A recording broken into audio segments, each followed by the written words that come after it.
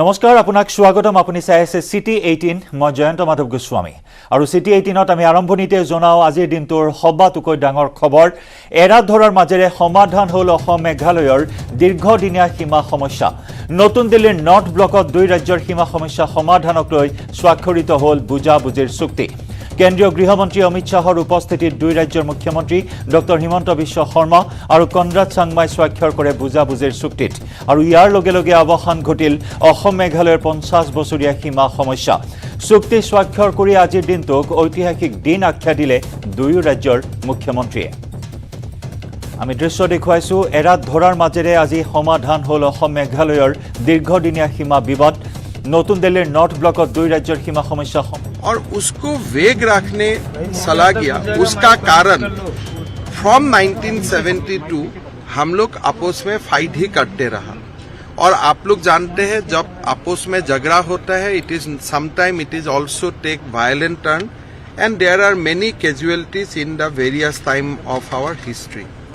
लेकिन आज वो जो स्टेट रीऑर्गेनाइजेशन बिल 1972 में जो संभव नहीं हुआ आज इसको 50 साल का बाद इसको सुलझाने का एक प्रयास चला प्रधानमंत्री मोदी जी ने प्रेरणा दिया गृह मंत्री अमित शाह जी ने हर दिन एक प्रकार से टेलीफोन करके बातचीत करके हम लोग को एनकरेज किया कि ये प्रॉब्लम को रिजॉल्व करो आज असम और मेघालय का 12 डिस्प्यूटेड पॉइंट था 6 पॉइंट में डिस्प्यूट रिजॉल्व हुआ है और बाकी 6 डिस्प्यूट भी लगभग हम लोग ने एक रिजॉल्व का रोड मैप बना लिया असम और अरुणाचल प्रदेश का बीच में भी सीमा का विवाद सुलझाने के लिए बातचीत शुरू हो चुका है असम मिजोरम और असम नागालैंड का बीच का सीमा का विवाद भी खत्म हो शुरुआती बातचीत वहां में भी शुरू हुआ है अगर ये सारे जो विवाद अगर सुलझ जाता है तो हम लोग का बीच में जो विवाद है वो खत्म हो जाएगा और एक यूनाइटेड नॉर्थ ईस्ट उभर के आएगा जो मोदी जी का सपना है अमित शाह जी जो जिसको साकार करना चाहते हैं ये सीमा विवाद के पीछे कारण क्या मानते हैं देखिए 1972 में जो ये नया स्टेट बना जैसे आज आंध्र और तेलंगाना बना तो आपको तो सीमा का तो अंकन करना पड़ेगा वो उस समय बिना अंकन करते हुए छोड़ दिया गया था कांग्रेस को जिम्मेदार कांग्रेसी था तो इसका कारण हम लोग को ये हालत हुआ आज जो हमने बोलता हूँ कि नॉर्थ ईस्ट का नया एक हम पीएचडी मॉडल डेवलप कर रहा हूँ पीस हेरिटेज एंड डेवलपमेंट कि हमारा शांति हो हमारा हेरिटेज को प्रोटेक्ट किया जाए और हमारा पूर्णांग विकास हो तो इस दिशा में आज का कदम एक बहुत बड़ा कदम था मैं असम की जनता मेघालय का जनता को धन्यवाद देना चाहता हूं और प्रधानमंत्री और गृह मंत्री जी का मार्गदर्शन के लिए मैं दोनों को तहे दिल से मैं धन्यवाद देता हूं। सर आप मानते हैं कि जो पिछली सरकार थी असम में वो निगलेक्ट करती रही थी इस इशू को तभी हल नहीं निकल पाया था देखिए समय में ये बड़ी उपलब्धि है कि देखिए मैं यही बोलता हूं कि कभी कभी जब एक बॉर्डर डिस्प्यूट होता है दोनों स्टेट बैठ के इसको सुलझाने के लिए मुश्किल हो जाता है इसलिए दोनों स्टेट का सिविल सोसाइटी का प्रेशर होता है लोगों का प्रेशर होता है सीमाओं में जो लोग बैठता है उनका अपेक्षा होता है लेकिन जब प्रधानमंत्री का स्तर में या गृह मंत्री जी का स्तर में दोनों स्टेट को एनकरेज किया जाता है भाई आप ऐसे करो आप ऐसे करो 2 कदम आगे बढ़ो 2 कदम संभाल लो तो इससे स्थिति सुलझने में सुविधा हो जाता है तो आज जो असम और मेघालय का सीमा का विवाद था बहुत ही डिफिकल्ट था आज भी लोगों में एक्शन रिएक्शन होता ही रहता है तो ये से विवाद का जो समाधान का शुरुआत हुआ it will send a right signal to all other disputed sites कि भाई एक से अगर संभव हुआ है बाकी भी संभव होगा आज उत्तर पूर्व में एक नया आशा का एक जागरण हुआ कि भाई आप लोग एक साथ रह सकता है सीमा विवाद सुलझ सकता है और एक नॉर्थ ईस्ट का रूप से आप लोग आगे बढ़ सकता है प्रधानमंत्री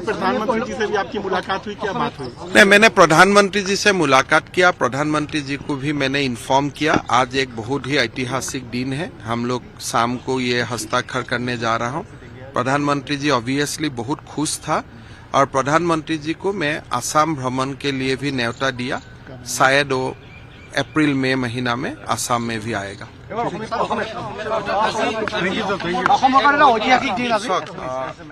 অসম আৰু মেঘালয় আপোনালোকে জানে যে 1972 চনত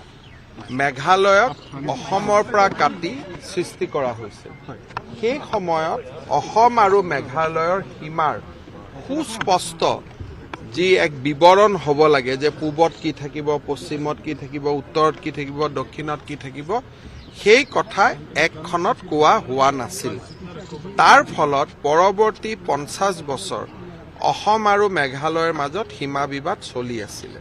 আৰু লাহে লাহে বিবাদিত স্থানৰ সংখ্যা বাঢ়ি গৈ আছিলে। যদি 72 দুটা আছিলে, 76ত 4টা, 82ত আৰু বেছি। আমি প্ৰথম কাম কৰিছিলোঁ যে সীমা বিবাদৰ সংখ্যা আমি বঢ়াব নোৱাৰোঁ। যিটো মেঘালয়ে প্ৰথমতে দাবী কৰিছিল তাৰ পৰা তেওঁলোক আৰু বেছি গাঁও বা বেছি অঞ্চলৰ কথা ক'ব নোৱাৰে। তাৰ পৰিপ্ৰেক্ষিতত বিবাদ 12টালৈ সংকুচিত হৈছিল। 12টাৰ ভিতৰত 6টা বিবাদ আজি আমি সমাধান কৰিব পাৰিলোঁ আৰু 6টা বিবাদ সমাধান কৰিব যাওঁতে অসম আৰু মেঘালয়ৰ সীমান্তত থকা গাঁওবাসী ৰাইজৰ কথা মনত ৰখা হৈছে আৰু কোনো এখন ৰাজ্যই বিশেষ ক্ষতি নোহোৱাকৈ এই কাম আমি সমাধান কৰিব পাৰিছোঁ। বাকী 6টা ডিসপিউট ৰিজলভ কৰাৰ কাৰণেও আমাৰ কাম কথা বতৰা আৰম্ভ হৈছে। অসম আৰু অৰুণাচলৰ মাজতো সীমা বিবাদ সমাধানৰ ফালে আগবাঢ়িছে। নাগালেণ্ড আৰু মিজোৰামৰ লগতো প্ৰাৰম্ভিক যোগাযোগ ইতিমধ্যে স্থাপন কৰা হৈছে। এই গোটেইবোৰ সীমা বিবাদ যদি সমাধান হয়, উত্তৰ পূৰ্বৰ ৰাজ্যবিলাকৰ মাজত পাৰস্পৰিক সংঘাত নাথাকিব আৰু এটা ইউনাইটেড নৰ্থ ইষ্ট হিচাপে উত্তৰ পূৰ্বৰ সাংস্কৃতিক, অৰ্থনৈতিক আৰু আমাৰ ঐতিহ্যসমূহৰ বিকাশৰ বাবে আমি একেলগে কাম কৰিব পাৰিম। এতিয়া অসম, মেঘালয়, নাগালেণ্ড, অৰুণাচল আমাৰ ভিতৰত কাজিয়া থকাৰ কাৰণে বহুত ক্ষেত্ৰত ইউনাইটেড নৰ্থ ইষ্টৰ স্পিৰিটটো আমি দেখা নাপাওঁ। এই সীমা বিবাদসমূহ সমাধান হোৱাৰ লগে লগে নৰ্থ ইষ্ট বুলি যিটো আমাৰ স্পিৰিট আছে, সাত ভনী বুলি কওঁ, সেই স্পিৰিটটোৰ আকৌ এবাৰ উত্থান হ'ব, তাক মই ভাবোঁ। প্ৰধানমন্ত্ৰী ডাঙৰীয়াক এই চুক্তিখনৰ বিষয়ে ৰাতিপুৱা মই জনাইছিলোঁ যে আজি গধূলি এখন চুক্তি হ'ব গৈ আছে। লগতে প্ৰধানমন্ত্ৰী ডাঙৰীয়াক আমি এপ্ৰিলৰ শেষ ভাগত বা মে'ৰ প্ৰথম ভাগত অসম ভ্ৰমণৰ বাবেও আমন্ত্ৰণ জনালোঁ। চুক্তিখনত মেঘালয়ৰ মুখ্যমন্ত্ৰী আৰু মই চহী কৰিছোঁ আৰু কেন্দ্ৰীয় গৃহমন্ত্ৰী ডাঙৰীয়াৰ উপস্থিতিত এই চুক্তিখন। ৰাষ্ট্ৰীয় অধ্যক্ষকো আপুনি লগ ধৰিলে? ৰাষ্ট্ৰীয় অধ্যক্ষ মহোদয়ক লগ কৰিলোঁ, কাৰণ আমাৰ যিটো পৌৰ নিগমৰ নিৰ্বাচন হ'ল তাৰ ফলাফল সম্পৰ্কে তেখেতক মই টেলিফোনত কৈছিলোঁ, তাৰ বিষয়ে জনালোঁ। 31 তাৰিখে যি ৰাজ্যসভাৰ ইলেকশ্যন হ'ব তাৰ বিষয়ে জনালোঁ আৰু গুৱাহাটী পৌৰ নিগমৰ যি ইলেকশ্যন হ'ব তাৰ বিষয়ে জনালোঁ। যোৱাকালি মই যথেষ্ট এই বিষয়ে কৈ আহিছোঁ। আজি আৰু আমাৰ আপোনালোকক এইটো প্ৰেছ ৰিলিজ কৰি আমি দি দিম। Basically 39 square kilometre. মানে তাত অসমৰ মাটি মেঘালয় বা মেঘালয় এনেকুৱা একো নাই। অসমৰ মাটি মেঘালয়ৰ মাটি বুলি নহয়, মাটিবোৰ এনেকুৱা হৈ আছিলে তেওঁলোকে মেঘালয়কো ভোট দিয়ে, অসমকো ভোট দিয়ে। হস্পিটেল অসমৰো আছে, মেঘালয়ৰো আছে আৰু কিছুমান স্থান 100% মেঘালয়ৰ ভিতৰতে আছে, তেওঁলোকে অসমত কেতিয়াও ভোট দি পোৱাই নাই। গতিকে সেইকাৰণে দুইটা অঞ্চলৰ টীম গৈছিলে, টীমত সকলো পলিটিকেল পাৰ্টিৰ মানুহ আছিলে। চাই চিতি আমি এটা with a spirit of accommodation এই কামখিনি সমাধান কৰা হ'ল।